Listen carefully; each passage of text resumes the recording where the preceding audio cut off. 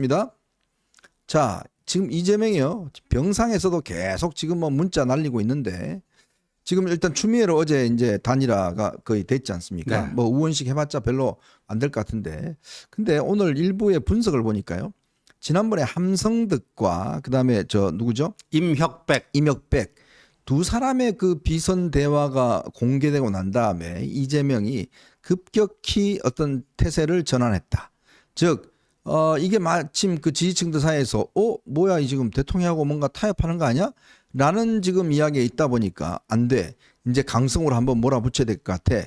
라고 하면서 이번 인선에서 추미애 쪽으로 튼 게 아닌가. 이제 그런 게 있습니다. 과연 그런 어떤 움직임이 사실인지 뭐 이런 부분들 한번 저희가 짚어봐야 될 것 같은데.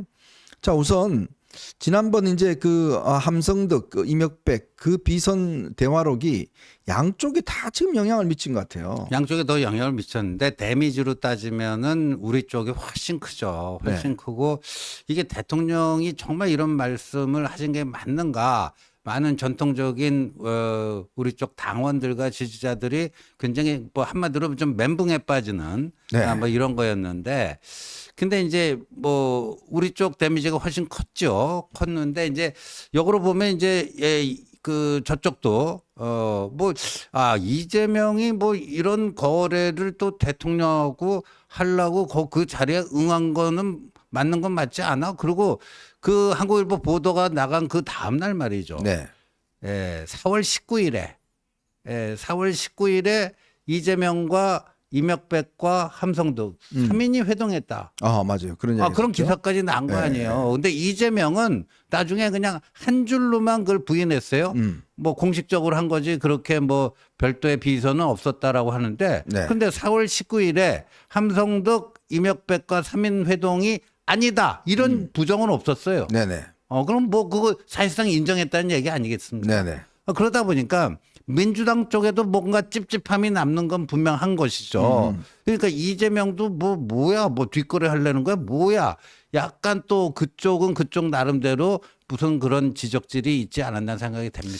그래서 이제 추미애 쪽으로 기울었다. 왜냐하면 추미애가 좀 앞장서서 어제도 말씀드렸습니다만은 좀 세게 나가야 이재명 본인이 좀 뒤에 숨어서 조금 이렇게 피할 수 있는 뭐 그런 어떤 걸 생각하는 것 같아요. 즉 추미애 박찬대 라인이 강공을 해주면 이재명 본인이 직접 안 나서더라도 뒤에서 좀 여유 있게 뭔가 어떤 방패막이를 삼지 않을 수 있지 않을까. 이제 그 판단 때문에 박찬대가 직접 나서서 일단 저 정성호와 그다음에 누굽니까 조정식한테 네. 좀 드랍해라 이런 요구를 했고 그 요구를 하면서 이재명이 이 추미애한테만 앞으로 잘 해주시길 바랍니다라는 인사를 했다는 이야기가 지금 나오고 있습니다. 그렇죠. 자, 그걸 보면 결국은 이재명이 추미애에게만 왕관을 씌워준 거네요. 네. 그래서 저는 오늘 제가 아침에 채널에 거기 나가서 민주당 당명 바꿔야 된다. 뭘로요? 네, 더불어민주당이 아니라 네. 더불어추대당. 더불어추대당. 더불어추대당. 이게 다 추대네. 그러니까 원내대표도 박찬대 단독 입후보였고 사실상 추대된 거죠. 네네. 국회의장도 이렇게 된 거죠. 추미애를 이제 추대하는 거지. 우원식이 남대지만 의미가 없잖아요. 사실상이 추대 아닙니까? 그리고 어제 조정식이 추미애한테 양보한 다음에 뭐라고 했냐면 경쟁 대신에 순리를 따르기로 했다. 네네. 경쟁 대신에 순리를 따르기로 했다. 그 순리가 뭐예요? 순리가 국어사전 찾아보면요. 이치에 순종하는 건데 그 네. 이치가 뭐예요? 명심이에요, 명심. 이재명 마음에 순종하기로 했다. 그러니까 당이 결심하면 우리가 한다. 그 조선노동당은 똑같아요. 거의 그러니까 가네요 그렇게. 이렇게 되면은 이 국회의장이 이 여의도 대통령 이재명의 하수인이 되는 거 아닙니까? 네, 그렇죠. 이재명의 하수인이 되는 거. 네. 그다음에 지금 뭐 정청래가 나서서 이제 이재명 그 연임운동 한다고 그러죠. 그러니까 뭐 최근 여론조사가 반대 45% 찬성 44%니까 정청래가 나서서 내가 그걸 하겠다.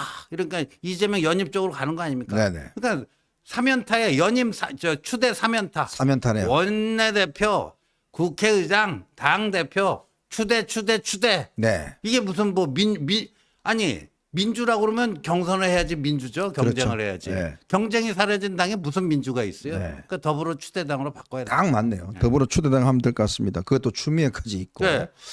그 제가 참 추미애 이 당선자하고는 꽤 오래 전부터 제가 알고 있던 사이인데요.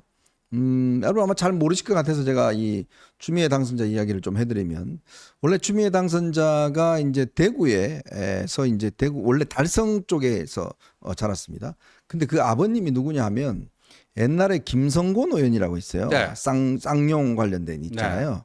거기에 이제 비서를 했습니다. 오. 비서를 해서 김성곤 그 당시 이제 의원이 꽤 이제 그 하다가 이제 그 박정희 대통령하고 이제 좀 이렇게 처음에는 좀 탄압받다가 이제 함께 했지 않습니까? 네. 그 대구에 가면 방적 공장들이 많아요. 그 김성곤 의원이 소유하고 있던 방적 공장이 있는데, 그때 이제 이 그 추미애 아버지가 이제 비서를 하다가 그 이후에 아마 정계 쪽을 이제 조금 벗겨나면서 본인이 이제 대구에 있는 김성곤 씨가 운영하는 방적 공장에 또 거기에 취직해 있다가 네. 그러면서 이분이 이제 그 제가 알기로 아마 군대를 안 갔다 오셨을 거예요. 아. 그러면서 군대를 갔다 오지 않은 사람은 그때 뭐 채용을 하지 않는 그런 게 있었어요. 그래서 본인이 거기에서 나왔던 수입을 가지고 저걸 했습니다. 세탁소를 차렸어요. 세탁소를 살아서 이제 그 추미애 의원하고 이제 언니가 있어요. 네. 거기를 이제 이렇게 키웠는데, 그 추미애 의원의 고집이 보통이 아니라는 게 그 남편 서성환 변호사가 이제 그 한양대 법대에서 만났지 않습니까? 그렇죠. 근데 서성환 변호사가 이제 교통사고 당해서 이게 좀 장애가 있습니다. 아, 그 다리 장애. 네, 다리 장애가 있어요. 그래서 이제 그 결혼한다고 이제 집에 이제 대구에 인사하러 간 거예요. 네. 인사하러 갔는데 그때 그 아버지가 보통 이게 그 좀 멘붕이 될 거 아닙니까? 오. 이제 데리고 왔는데 예, 자기 예. 딸이 그래도 판사고 한데 예. 저 이 사법고시 돼서 데리고 왔는 네, 좀 사이 될 사람이 다리가 좀 네, 불편하다. 다리가 그러니까 그 결사 반대를 했어요. 그때 이렇게 추미애 의원이 좀 아버지한테 맞아갖고 그때 이게 하도 세게 맞아서 경추가 그때 좀 저 상처를 입었어요. 목 경추가. 그래서 그것도 좀 후유증이 좀 있다고 그럽니다. 그래서 이제 반대를 많이 해서 사실은 추미애 의원이 춘천지법에 처음에 갔을 때 그때 결혼을 했거든요. 네. 근데 그 결혼식에 아버지가 안 왔어요. 안 온다고 그랬어요. 그래갖고 이제 이 추미애 의원이 아버지가 안 오면 안 되니까 그 당시에 춘천지법에 있는 원장 그 다른 그 좀 연로하신 판사한테 아버지 대신 좀 해달라. 그렇게 해서 결혼식을 이제 시작하려고 그러는데 아버지가 이제 조금 오셨어요. 네. 그래서 이제 결혼을 했거든요. 근데 그 이후로 보면 이분이 하여튼 그 고집이 이 보통 고집이 아닙니다. 이게 옛날부터. 네. 그 하여튼 자기가 딱 세우면 그냥 해요. 그냥 서울 지역 최초의 그 소선거제 이후에 여성 의원이 있거든요. 맞아요. 광진구에 그때 광진구에서 당선돼 DJ한테 네. 발탁이 네. 돼서 그 다음에 이제 그 환노위원장 할 때 그때 자기가 그 노조법 통과시키는데 자기 소속된 야당 의원들을 못 들어오게 하고 여당하고 딱 두드려 버렸지 않습니까? 네. 그 다음에 또 저 뭡니까 저 노무현 탄핵할 때 그때 탄핵 그 했죠. 그 다음에 또 뭐 당 대표 된 다음에 또 드루킹 특검했죠. 네. 자 그러다 보니 이재명 입장에서 보면 아 이거 좀 불안한데 저 또 고집 부리면 어떡하지? 라는 우려가 있긴 있었지만 요번에 딱 만나서 저 대선 출마 안 합니다. 자 제가 이재명 대표 앞장서겠습니다. 모든 걸 다 통과시키는데 네. 앞장서겠습니다. 이제 그런 약속을 하고서 그렇죠. 결국 이번에 됐다는 겁니다. 그래서 결국 이재명이 그 뭐 비선 논란 등등 해갖고 약간 또 자기 그 철옹소 같은 지지 기반이 좀 흔들릴 것 같으니까 네. 왜 추미애를 선택을 했는가? 추미애의 그 당파성, 네. 그 다음에 저돌성 이거를 그러니까 정성호나 조정식하고는 비교할 수 없는 그 당파성과 저돌성을 10분 좀 활용해 보자. 네. 그리고 이제 4월 7일에 이화영이 1심에서 대북 불법 선거 유죄 판결 받으면 네. 이재명 또 구속영장이 국회로 날라 들어올 수도 날아올 있습니다. 수 있죠. 그때 그걸 누가 사회를 보고 처리할까요? 추미애가 합니다. 네. 그다음에 여러 가지 지금 특검법, 네. 최상병 특검법, 뭐 특검 만능 주의 아닙니까? 이 특검법을 만약에 뭐 아무 통과시켰는데 이제 거부권이 행사되었고 재의결할 때 이것도 다 국회의장 뭐가 아닙니까? 네. 그러니까 최대한 지금 이걸 밀어붙여 보자. 네. 그냥 뭐 그런 것 같습니다. 정말 참 추미애가 앞으로 국회의장이 될 경우에 정말 국회가 어떻게 또 움직여 나갈지 참 그런 것들이 참 앞으로 걱정이 됩니다. 참 윤 대통령이 이제 또 시정 연설 또 와서 해야 되지 않겠습니까? 근데요, 그 추미애 사실상 국회의장 저 예정자죠. 네. 야, 이 홍준표 대구시장이 아유, 국회의장을 할 만하다. 국회의장 뭐 한동훈에 대해서 뭐 갑툭튀네 무슨 뭐 배신자네 주군에 대든 폐쇄자네 초짜네 문재인 사냥개네 깜도 안 되는 정치 아이돌이네 별의별 참 입에 담기도 뭐한 네. 이걸 다 쏟아냈는데 추미애 이분에 대해서는 국회의장을 할 만하다. 연손 동기잖아요, 또 둘이. 사법연수원 14기 동기라고 하네요. 참 아군인지 적군인지 모르겠어요. 그러니까 그렇게 좋으면 뭐 추미애 의원은 지지선을 하시든가. 네. 참 정말 정말 한심해도 이렇게 참 억장이 좀 무너진다고 할까요? 아마 여러분들 이 말씀 들으면 어떻게 심정이 어떠십니까? 홍준표 시장이 아이고 우리 추미애 최고야.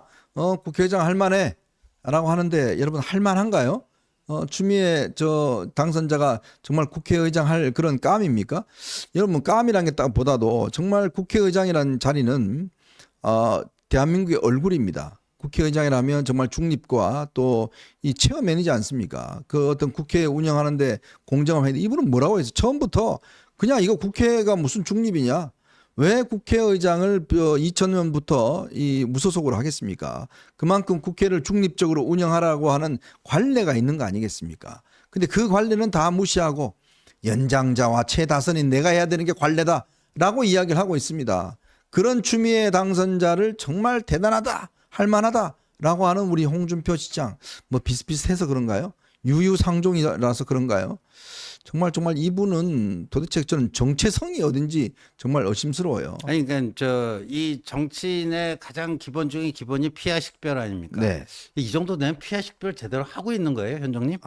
네? 이거 뭐 피해가 도대체 뭔지 모르겠으니까 자기 개인의 어떤 이해관계, 자기 부추겨준 사람은 최고, 네. 그렇지 않은 사람은 그냥 뭐 온갖 정말 뭐 욕설로 뭐 다 저렇게 이야기를 해버리니까 참 기가 막힙니다. 이런 분의 아마 이야기를 들을 아마 여러분 지지자분들 심경이 어떨까요? 그럼 우리 내일부터 그냥 저 추미애 만세 외칠까요? 정말 국회를 어떻게 만들지 한번 두고 봅시다. 이게 정말 추미애가 만들 국회가 어떤 국회인지 그때도 우리 홍준표 시장이 추미애가 최고다라고 이야기를 하는지 제가 똑똑히 기억하고 반드시 한번 살펴보도록 하겠습니다.